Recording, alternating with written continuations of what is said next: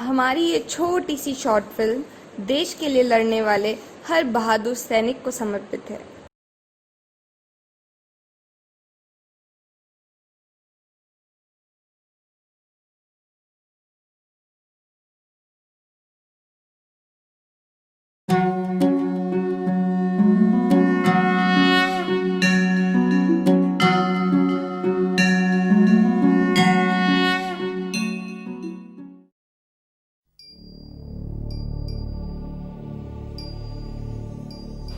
नमस्कार, ये मेरा ही स्कूल है। मैं इस स्कूल का पुराना छात्र हूँ। कोरोना के इस लॉकडाउन के समय में मैं और मेरे 10th स्टैंडर्ड के कुछ बैचमेट ने मिलकर एक बहुत ही अच्छे विचार को पकड़ा और लॉकडाउन के नियम को पालन करते हुए हम सबों ने अपने घरों में रहकर इस शॉर्ट फिल्म को बनाया है। जिन लोगों ने अभी तक इसको देखा, सबने इसकी सराहना की है। आपसे निवेदन है कि आप भी इसको देखें और अपना सुझाव दें।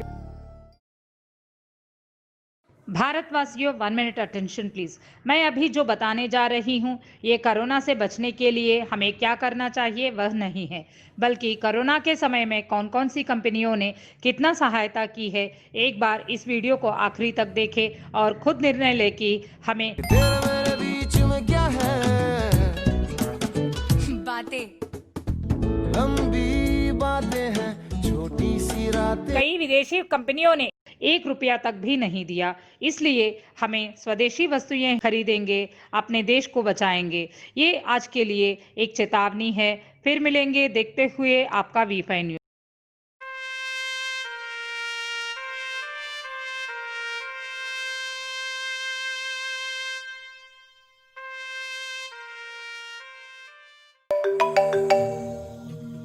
हाय शारदा, कहो क्या कर रहे हो? क्या है शारदा करने को?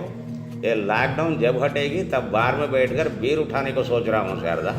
न्यूज़ देखा? हाँ देखा। कोरोना से लड़ने के लिए पीएम फंड में कुछ हमारी कंपनियों ने भी महत्वपूर्ण योगदान निभाया है। हाँ, टाटा ने 1500 crore, ITC 150 crore, Mukesh Ambani 500 crore, Hero Cycle 100 crore, Bajaj group 100 crore, Vedanta Agarwal 100 crore.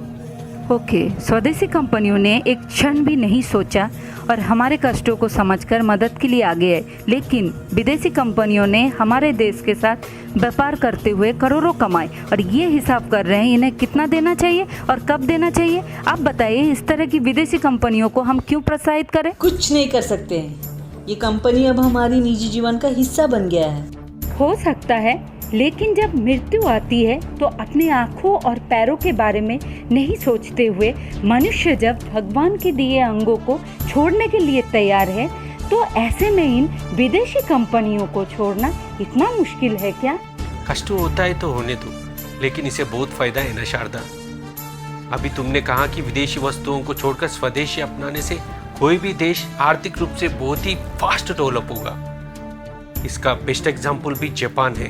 Nuclear bomb के विस्फोट से लाखों लोगों की नुकसान और आर्थिक संकट पैदा होने के कारण लोगों में आत्मविश्वास बढ़ाने के लिए वहां की सरकार ने ओनली स्वदेशी वस्तुओं को अपनाने के लिए स्ट्रिक्ट ऑर्डर्स पास की। इसीलिए आज मैन्युफैक्चरिंग की दुनिया में विश्व में टॉप 5 देशों में से एक है।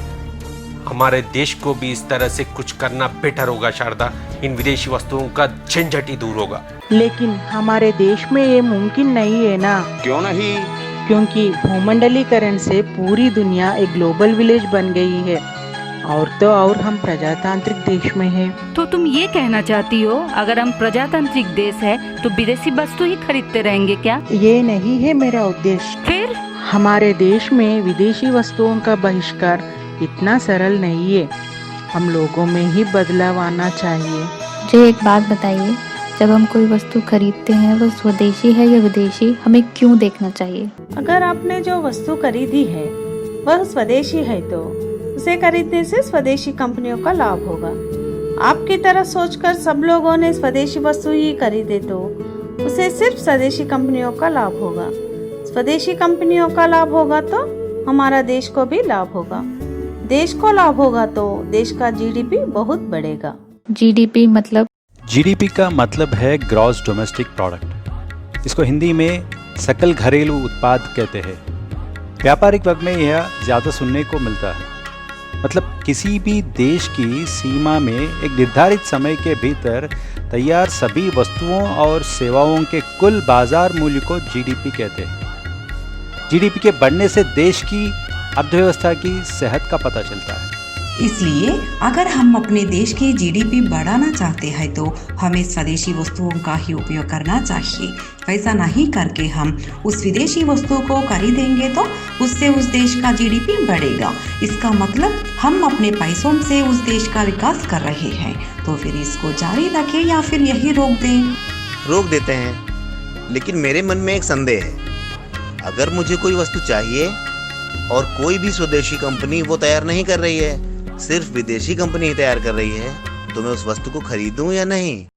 उस तरह के प्रत्येक परिस्थिति में अगर वो वस्तु बहुत ज़रूरी है तो विदेशी कंपनी वस्तुओं को समझौता होकर खरीदेंगे। लेकिन अगर वो वस्तु स्वदेशी और विदेशी कंपनी दोनों बनाए तो हमें स्वदेशी कंपनी की वस्तुओं को ही खरीदेंगे, विदेशी कंपनी वस्तुओं को नहीं खरीदेंगे। ठीक है, लेकिन मेरा एक संदेह है, पूछूं? यस। हमारा देश अमेरिका, चाइना, जापान, कोरिया की तरह विनिर्माण में शीर्ष स्थान पर क्यों नहीं है? इसका क्या कारण है? क्या हमारे पास प्रतिभा की कमी है? ऐसी कोई बात नहीं है, हमारे पास प्रतिभा की कोई कमी नहीं है। अगर ऐसा है तो क्या तुम्हें मालूम है अमेरिका के नासा में 28% भारतीय काम कर रहे हैं। विनिर्माण में हम पीछे हो सकते हैं, लेकिन इसका कारण प्रतिभा की कमी नहीं है। तो फिर इसका कारण क्या है? विनिर्माण की दुनिया में हमने देर से कदम रखा है, यही इसका कारण है। क्योंकि हम व्यावसायिक उत्पादक देश हैं और हम केवल व्यावसायिक उत्पादक वस्तुओं पर ही निर्भर हैं। इसके बाद आता है फार्मेसी। आपको पता है फार्मेसी और व्यावसायिक उत्पाद में हमारा देश बहुत अच्छे स्थान पर है। ओ, मैंने कल टीवी में भी देखा, इंडिया अमेरिका को भी एक्सपोर्ट कर रहा है ना मेडिसिन्स। यस। फिर हमारा देश भी मैन्युफैक्चरिंग में उन्नति पाने के लिए क्या करना चाहिए? विनिर्माण में अग्रस्थान हासिल करना है तो फिर हमारे पास एक ही चारा है, स्वदेशी कंपनियों को बढ़ावा देना। हाँ, हम विदेशी वस्तुओं को पूरी तरह बहिष्कार करके केवल स्वदेशी वस्तु ही खरीदेंगे। अगर देश का हर एक नागरिक ऐसा करे तो बहुत ही कम समय में स्वदेशी कंपनियों को लाभ होगा। इस जज्बे के साथ स्वदेशी निवेशक आगे आकर बड़ी संख्या में विनिर्माण कंपनियों को अपने ही देश में रखेंगे। ऐसा होने पर हमारे देश में पढ़े लिखे युवक तथा IIT और NIT से पास हुए विद्यार्थी भी इन्हीं कंपनियों में काम कर सकेंगे। तभी गुणवत्ता बढ़ेगी, वस्तुएं भी देश में तैयार होंगी, कीमत भी उचित होगी और विक्रेता भी बढ़ेंगे। बस वह दिन आएगा तो और क्या चाहिए, हमारी स्वदेशी कंपनियां पूरी तरह से लाभ में चलेगी। कंपनियां लाभ में होंगे तो क्या होगा? देश का जीडीपी बढ़ेगा। हमें भी विनिर्माण की दुनिया में अमेरिका, चाइना, जापान और कोरिया के जैसे शीर्ष स्थान के साथ दबदबा भी हासिल होगा। हाँ, अगर ऐसा हुआ तो भारत का बहुत इज्जत होगा चचा। ये ऐसी वैसी इज्जत थोड़ी है, सुने तो रोमटे खड़े हो रहे मामा। तो फिर देशभक्ति दिखाने के लिए कुछ और करने की जरूरत नहीं है, सिर्फ स्वदेशी वस्तुओं को खरीदे, इतना ही काफी है। हाँ, मुझे अपना देश प्यारा है, इसलिए आज से एक भी विदेशी वस्तु को नहीं खरीदूंगा, सिर्फ स्वदेशी वस्तु को ही खरीदूंगा, अपनी बात निभाऊंगा। Okay, very good. हमारे ग्रुप में और कितने लोग हैं इस देशभक्ति को निभाने के लिए? मैं हूँ। मोयो आसु। आमियो आज। मैं भी। मी पणा है। नानु इद्दने। मैं हूँ। हमू बानी। हूँ पंचू। मोच। मोयो है को। नानु। आई लई। हाँ मैं ऐसा। मैं मिया। हमू छिये।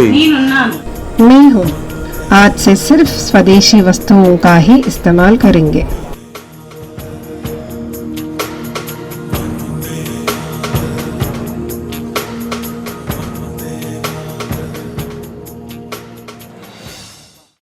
एक टीवी न्यूज़ ने इन सबको इतना सोचने पर मजबूर कर दिया है।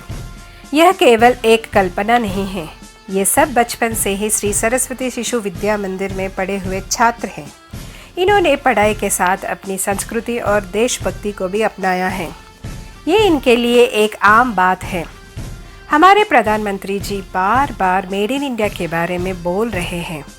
उनके सपनों को साकार करने के लिए हम सिर्फ स्वदेशी वस्तुओं को ही खरीदेंगे और अपने देश की अर्थव्यवस्था को प्रगति की ओर अग्रसर कर सर्वोच्च स्थान हासिल करेंगे। जय भारत माता।